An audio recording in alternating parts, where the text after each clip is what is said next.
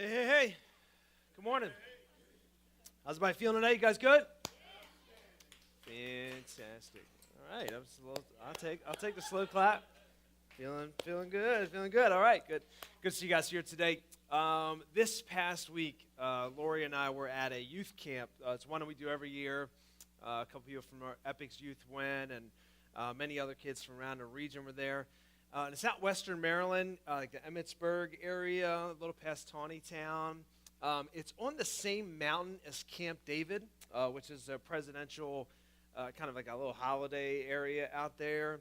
There's a lot of history goes with it. Some major treaties were signed out that way, and so it was pretty cool. The bad part of being around Camp David is there is zero phone reception. Zero. Like, none. It just says no service. It says, Chris, turn your phone off because this is useless. I got that notification. It popped up.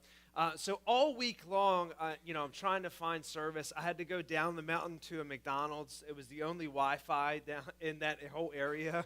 Like the whole area, like within a 15-minute drive. And so I'm at McDonald's like probably every other day trying to at least catch up on work and different things.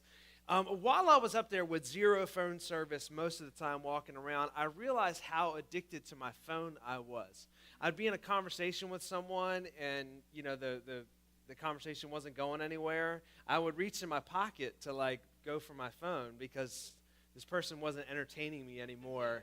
So, I needed to just, keep talking, continue. I needed to check something, But there's nothing to check. It was crazy. Well, when we came down from the mountain, my phone updated with all these, notifications, ding, ding, ding, ding, ding, ding, and kind of like a jackpot, somewhere. And I stayed on Facebook every moment possible from when I came down from the mountain till, sometime about 4 or 5 o'clock that night.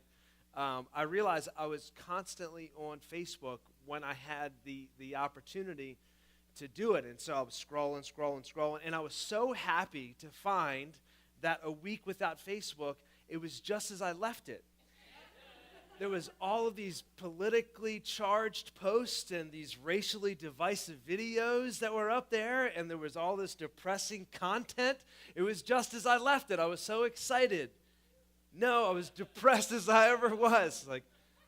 The only thing redeemable was anything with a crying Jordan face on it. That was the only redeemable quality about Facebook. So, point being, I decided to delete Facebook off of my phone. I still have my Facebook account, but I deleted it off my phone because I realized that I was a slave to that little blue app. When it told me to jump for a new comment, I said, how high, When the little red dot popped up, I said, hey, everybody, stop. Stop what you're doing. Everybody, quit.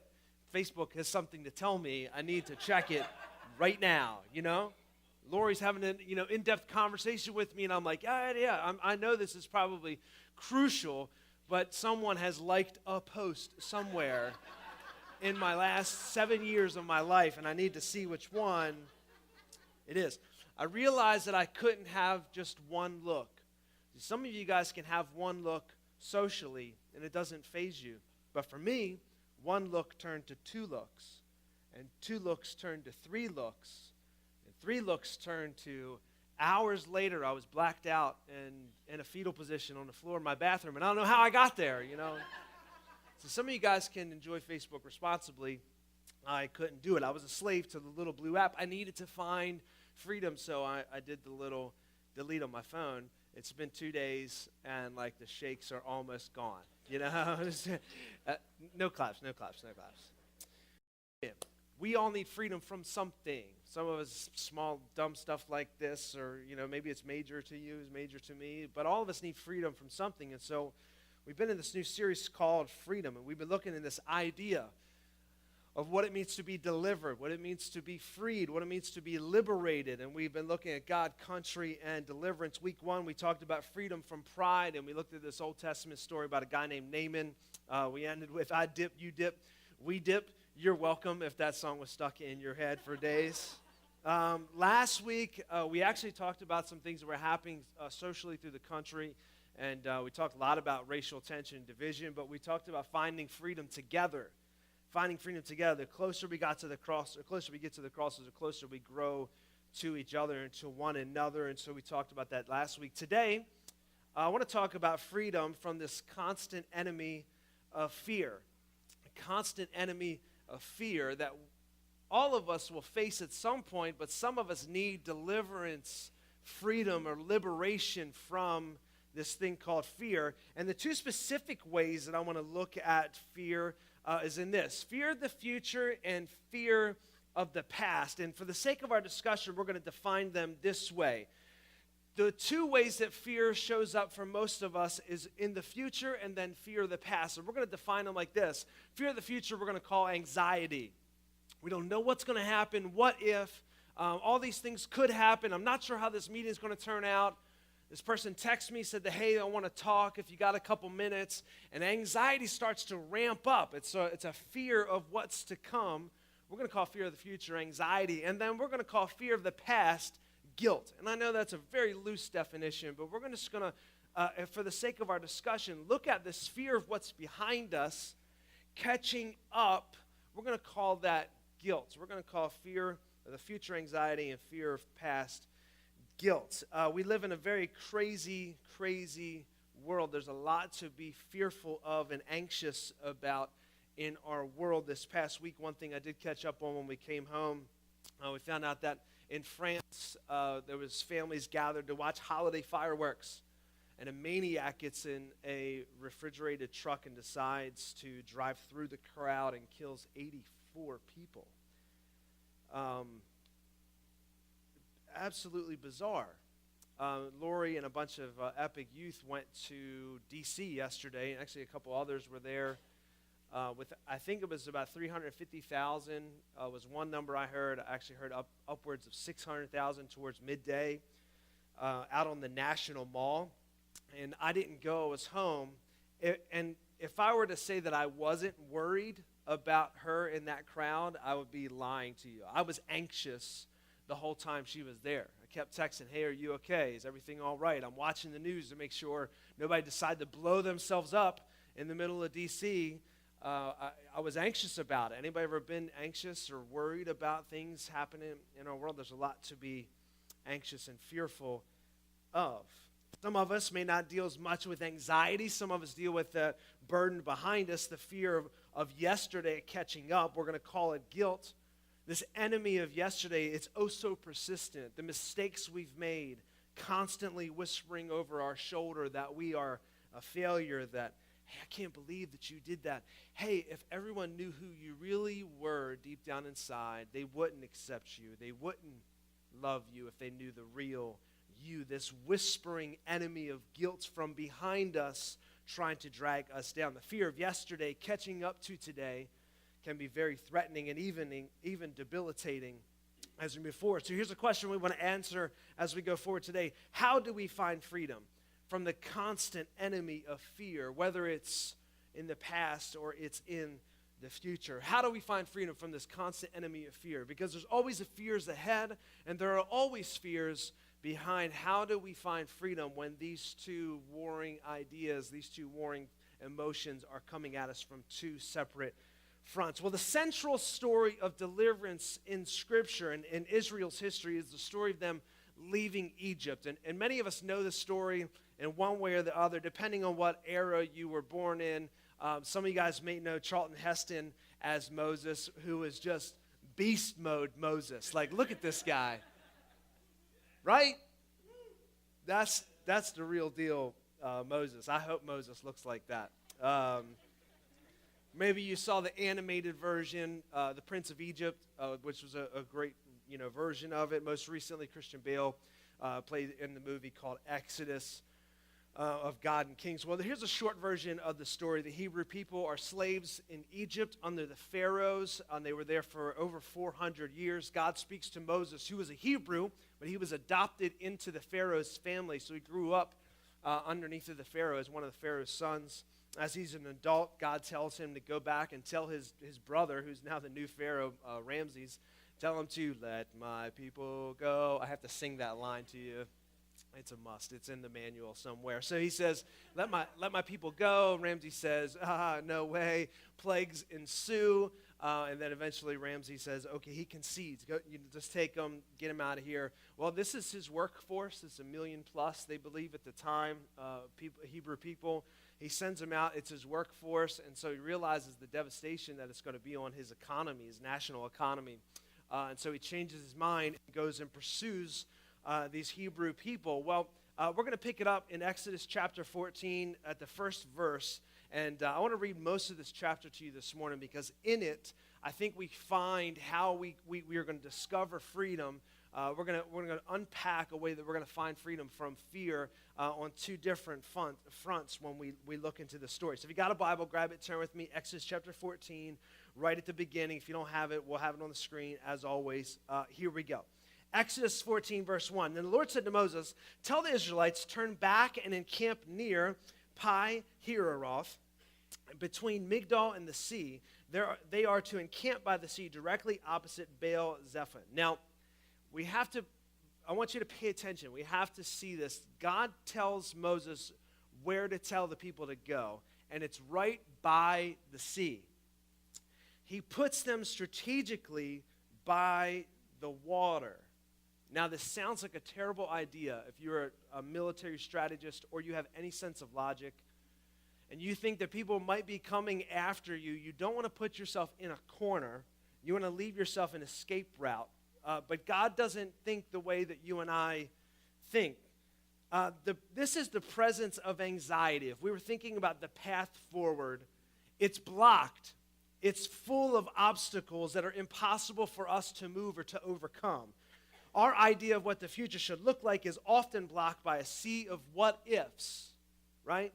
The path forward is impeded by an endless list of negative possibilities. If we spend too much time trying to figure them all out, the anxiety about the future, how we are going to cross this sea of what-ifs becomes debilitating. Anxiety and the fear of the future can paralyze us into doing nothing. But oddly, God tells them to camp right there. The path forward out of Egypt into freedom, he tells them to walk up to the edge of the water and stop. This sounds like a terrible idea, but God puts them there in front of an immovable object where the way forward is blocked. He's up against the future. They're backed up to an immovable object. You can almost feel a setup coming. I was reading this week that you can't have a miracle without a problem. They have a big problem. So it's a setup for a big miracle.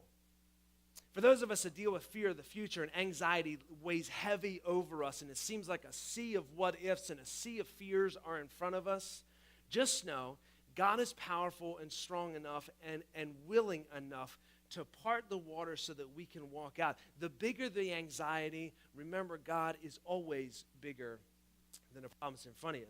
Let's jump down. It's starting to set. You can smell a setup coming, can't you? You can almost smell it. God's like, I want you to park right here because I'm about to show you something. It's going to be awesome. Jump down to verse 9. We'll keep reading. Verse 9 says, the Egyptians, all Pharaoh's horses and chariots and horsemen and troops, they pursued the Israelites and overtook them as they camped by the sea. Now, the Hebrews, the people of Israel, they have the way forward blocked by the sea. Now they're being pursued from where they came from by the Egyptians behind them. The immovable object is in front of them, and the unstoppable force is coming behind them.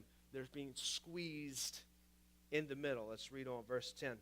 As Pharaoh approached, the Israelites looked up, and there were the Egyptians marching toward them, and they were terrified. Fear had taken hold of them. They were afraid of the future ahead. They were worried about if the past was going to overcome them. They were afraid of the pursuing and the punishing past. God has them stuck right in the middle. Let's keep reading along. They were terrified. They cried out. They said to Moses, hey, was it because there were no graves in Egypt that you brought us out into the desert to die? I love the sarcasm of the people. You know what I mean? Like, no, I'm pretty sure we could have died back there. Like, why did we walk all this way? Did you just kill us here, you know? Why have you brought us out from Egypt? Didn't we say to you, leave us alone, let us serve the Egyptians? Isn't this crazy?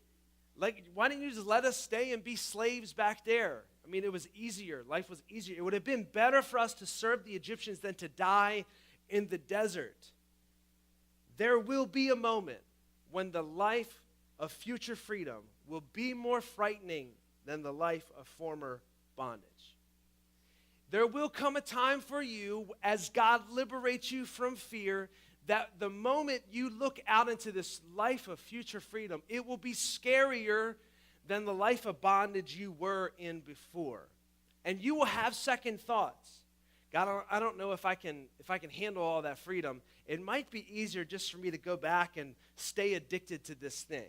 You know, that's comfortable. I know what to expect here. It hurts a little bit, of course, but I can manage it. I can stay back here. God draws us out into this life of freedom, and we say, yeah, God, but I can't figure all this stuff out. This is a little tough. I may just take a couple steps back and stay at this place where I just kind of let fear control me. I can manage it. I can mitigate the fear every once in a while. It may get overwhelming, and I'll pray. I'll call my friends to pray for me, but I kind of like this. Israelites were like, man, why didn't you just send us back? It was better. We could have just stayed slaves back there. They've lost hope. Moses answered their fears. Verse 13, he answers people, don't be afraid, stand firm, and you will see the deliverance that the Lord will bring today. The Egyptians you see today, you will never see again. The Lord will fight for you. You need only to be still.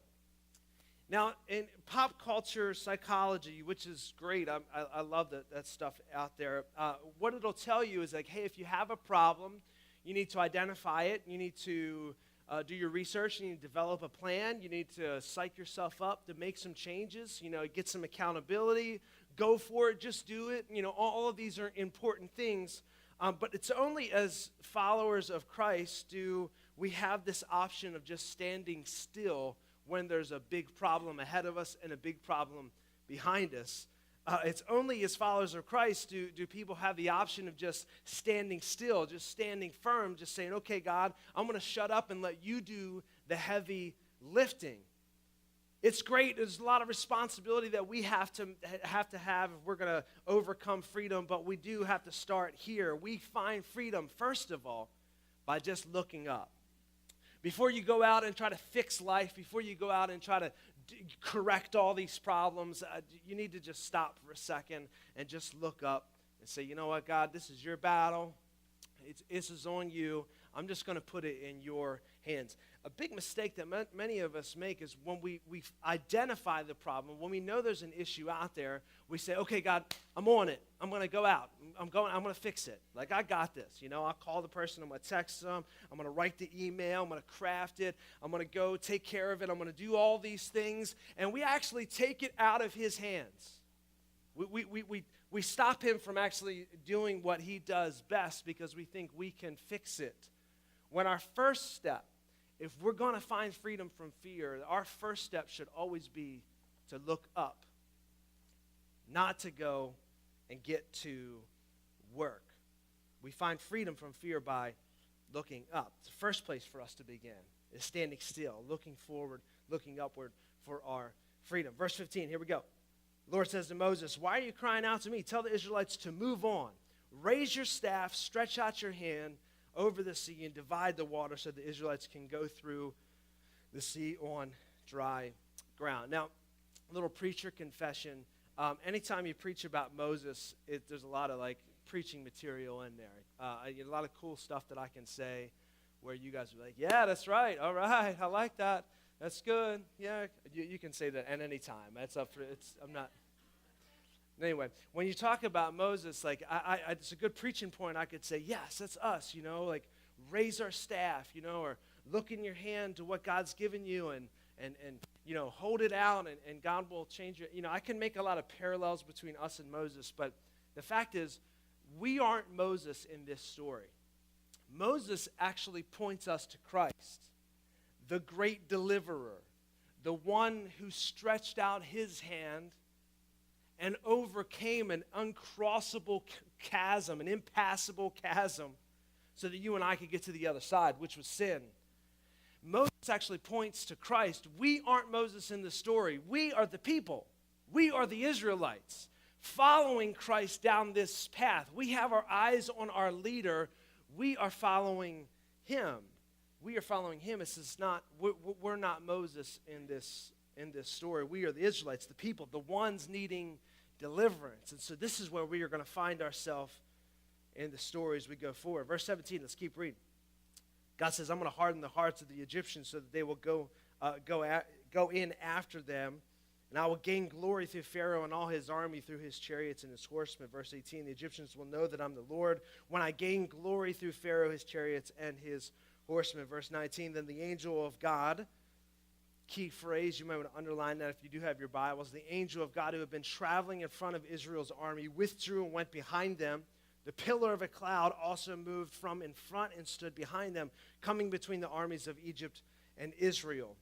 Throughout the night, the cloud brought darkness to the one side and light to the other, so neither went near the other all night long. This is called a theophany. It's a theological term. It's like a pre-New Testament show-up of Jesus.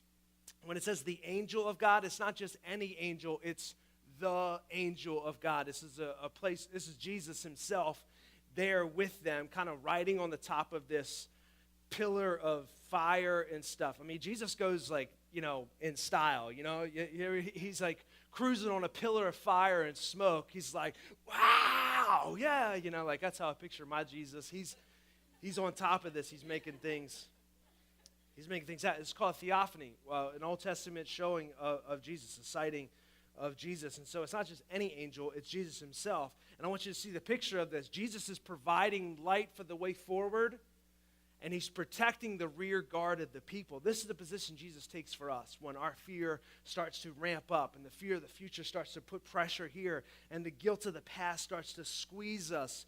Christ will give light for us in the future. He will show us the steps that need to be taken as we march forward. And he will protect our rear guard. That he stands as a protection behind you from all of the enemies of the past, whether it's guilt or regret, bitterness, unforgiveness, all of those things. He stands as a protection behind us to protect us from the past as well as the future. Let's keep reading along. I know it's a lot of reading, but hang with me. We're getting to the point. Verse 21. Then Moses stretched out his hand over the sea, and all that night the Lord drove the sea back with a strong east wind and turned it into dry land. The waters were divided, and the Israelites went through the sea on dry ground with a wall of water on the right and a wall of water on their left. God performs a miracle of miracles.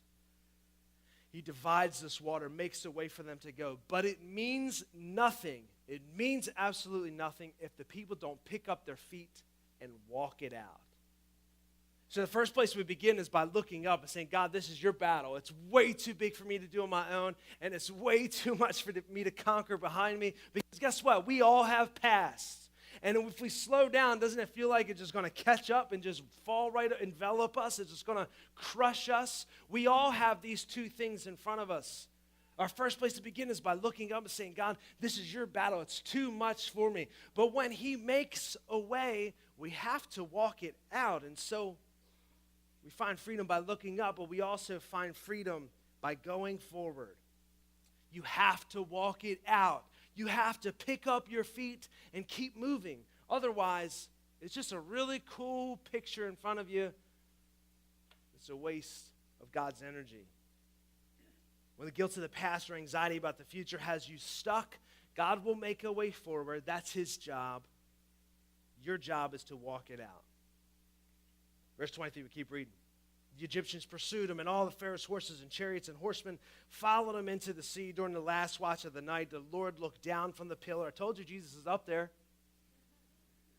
He's up there.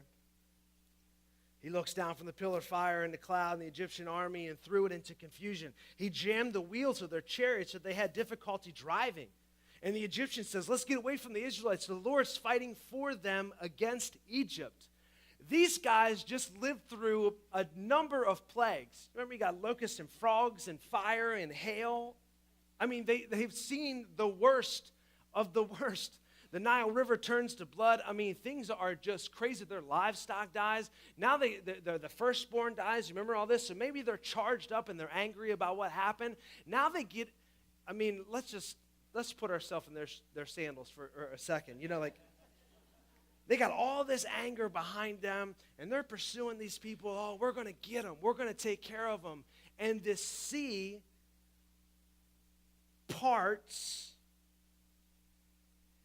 Isn't that just the craziest thing you can? Let's go in after them. No. I'd be like taking my armor off, like, deuces, I'm out. Like, this has got the makings of a terrible disaster. You're like, I don't think you guys understand. Like, man, let's just, like, say we got lost, you know? Let's just turn back, you know? Now their chariots are, like, not operating right. The wheels are, like, going crazy. One guy says, hey, let's get away from the Israelites. Yeah, dummy. This is probably a great idea. The Lord's fighting for them against us. Yeah, he is.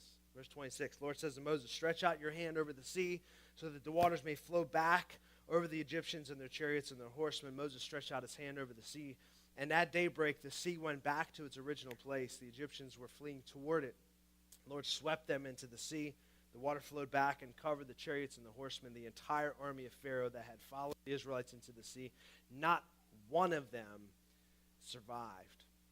For those of us who are struggling with guilt of the past, let me just look at this just for a moment. The guilt that's behind us, that enemy that just won't go away, the persistent foe that constantly plagues you, the mistakes and slip-ups and the thoughts of people seeing you, the real you, and finding out the things that had happened. I want you to know this. Jesus stretched out his hand and covered us from the persistent failures and accusations of yesterday. Unlike Moses, he didn't use the water, but he did use something red. It was his blood, and it came in like a flood and covered all of your mistakes. It covered all of your sins. Not one of them survived. I don't know, like you, I think there's one of mine that always survives. And it's kind of a new one every day, you know. I think, oh yeah, God forgave me of all my old past stuff. And there's kind of one that just sort of surfaces, you know, it floats up to the surface. Oh, maybe that one's still alive. I hope that memory doesn't come back on Facebook, like pop up, you know, for me.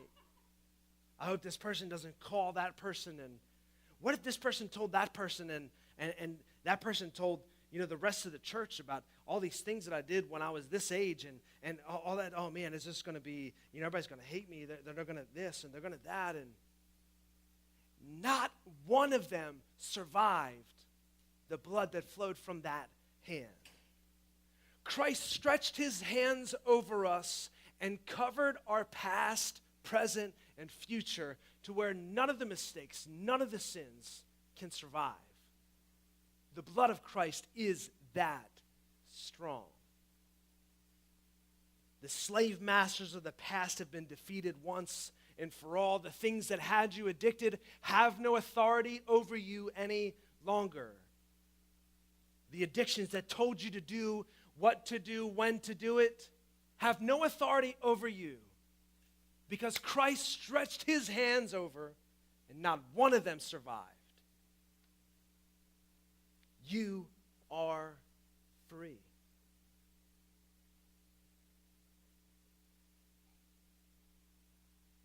Scripture ends this way. The Israelites went through the sea on dry ground. A wall of water on the right and on the left. The day the Lord saved Israel from the hands of the Egyptians, and Israel saw the Egyptians lying dead on the shore. And when the Israelites saw the mighty hand of God displayed against the Egyptians, the people feared the Lord and put their trust in him and Moses, his servant. They saw the mighty hand of God. They feared and they respected the Lord. They put their trust in him. I want you to look at the emphasis on this last verse in the chapter. When the Israelites, the people, they saw the mighty hand of the Lord displayed against the Egyptians, the people feared the Lord. And they put their trust in him and in Moses, his servant. We find freedom by looking up. We find freedom by moving forward. But this is not a solo venture. This is a group effort. it's going to take all of us to find freedom in life. Last thing I want to leave you with is this, is that friends don't let friends live by fear. Friends don't let friends live by fear. It's easy for us while we are by ourselves to get kind of caught up in all the what ifs of the future and the pains and the enemies of the past. But real friends come alongside you and say, hey man, lift your head up, bro. God's got this.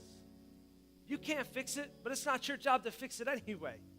He's the one who does the miracle of miracles.